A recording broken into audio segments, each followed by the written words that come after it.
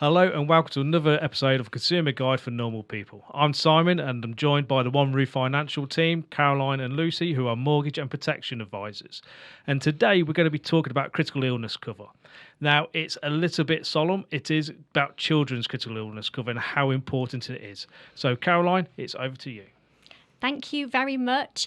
So today's conversation, as Simon mentioned, is quite a difficult subject, but it is a really important one. It's a massive part of the advice process. So if clients come to us for advice and they have children, this is something that we discuss with them because it's a very, very important part of someone's policy.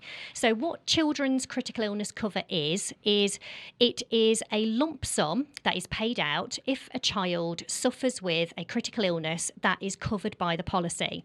It does also cover a death benefit for children, which is never a nice thing to discuss or talk about, but it can provide an amount of money that changes the situation from being the worst thing you'll ever experience in your life to something with a little bit more of a positive edge, because the parent can then take the time to be with the child through their treatment.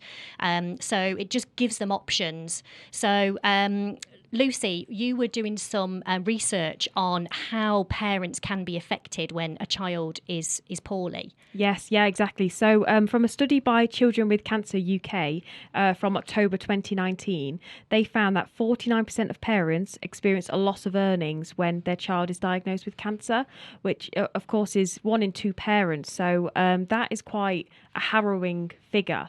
And a lot of people wouldn't be able to afford a loss of earnings. And the idea of also having that diagnosis in the family it can be completely overwhelming. So children's critical illness cover could provide that lump sum just to help with the financial pressures that they would face. Absolutely. And we were talking about parents having to take a step back from work. So whilst a lot of employers would try their very best to be supportive and assist as the parents need, a lot of employers are also under financial pressure, which means that they simply just can't provide a payment to a staff member if they're off work due to the illness of a child. So you were mentioning as part of your stats about how parents are financially affected. So have you got some more information on that? Yes, of course. So also 42% of parents stop work because of their child's cancer treatment. And also 19% of parents take unpaid leave for over a year. And some people might be in a really fortunate position where their employers are really supportive and, can provide financial aid. But for the majority of us, that situation is unfortunately quite bleak and you have to do it by yourself. So this lump sum that critical illness cover could provide, it really could be a lifeline. Absolutely. So with the critical illness cover, it does vary from provider to provider. Advice is key to this whole thing. So how much cover would you need if the worst happened? So with a lot of companies now, they are having children's cover as an add-on. So days gone by, children's cover was automatically included, even for those that didn't have children. So what providers are trying to do now, they're trying to make their plan more flexible, and they're trying to say, well, actually, why pay for something if you don't need it or until you need it? So if you take out cover as a first-time buyer when you're in your early 20s, and if children are a long way off, then you can add the children's critical illness cover on at the point in time when you're ready for it. So at the time you fall pregnant or at the arrival of a child. So with children's cover, a death benefit can be provided. Some policies do cover unborn children from 24 weeks gestation, and they can cover children right the way up to the age of 22 as well. So another fantastic benefit as part of children's cover is hospitalisation benefit, which some companies cover. So if your child has a prolonged stay in hospital, from day 7 they can receive £100, which is going to help with car parking and food and just everything that you're going to need whilst you're camped at the hospital beside your child. So there are as well some companies that allow you to add children's critical illness cover to a life only adult policy. So not everybody can afford to take out critical illness cover as an adult. So the having that option to add that cover to a life-only plan can mean that you can secure that cover for a relatively small premium. So I would always say, whatever the budget, whatever your priorities, there should be something that an advisor can put together for you so you have that cover that you desire in order to protect your child and your family.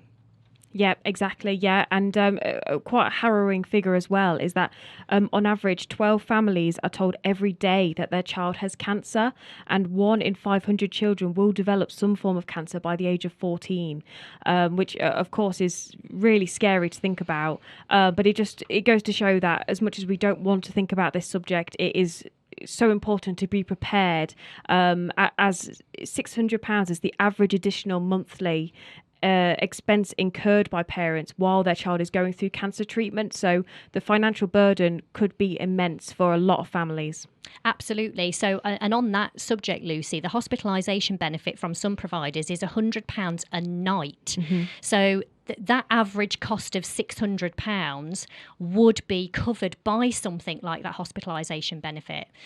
So just to clarify, by children, we mean natural children born to the policyholder.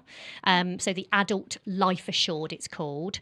But it does also cover adopted children, children that you are the legal guardian of, and also stepchildren.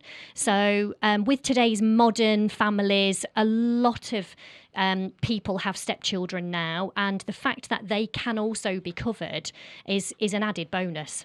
Yes, of course. And it is also worth mentioning again how different all the different policies are. So with some policies, stepchildren will be covered and some they won't. So if you do have that sort of scenario, then it is definitely worth checking, because of course you wouldn't want the worst to happen and then finding out that they actually aren't covered. So just a little note about that. Yeah, perfect. And I think that just again emphasises the importance of taking advice from a professional.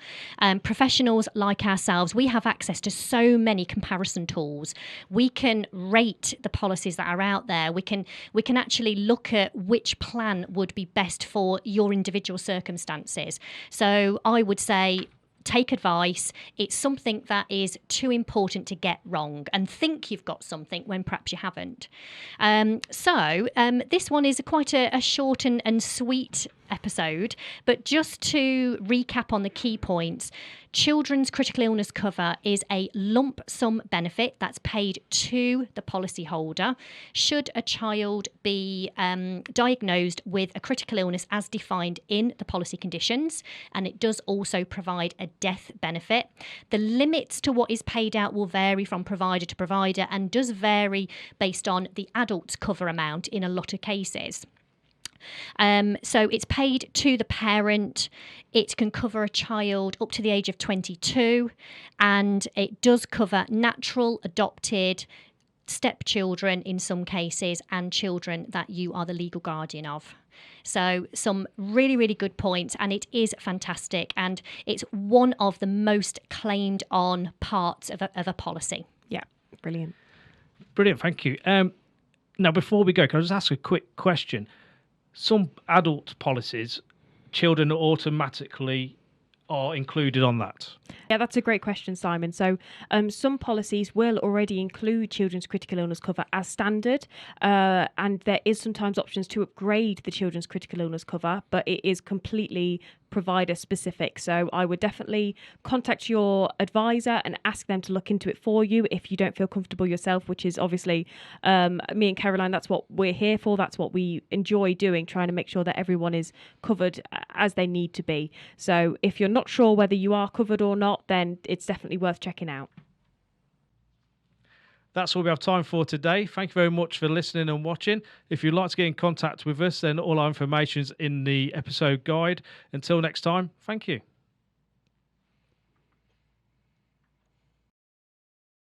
One Roof Financial LLP is an appointed representative of Primis Mortgage Network, a trading name of First Complete Limited, which is authorised and regulated by the Financial Conduct Authority. Your home may be repossessed if you do not keep up repayments on your mortgage. We usually charge a fee for mortgage advice. The amount of the fee will depend upon your circumstances and will be discussed and agreed with you at the earliest opportunity.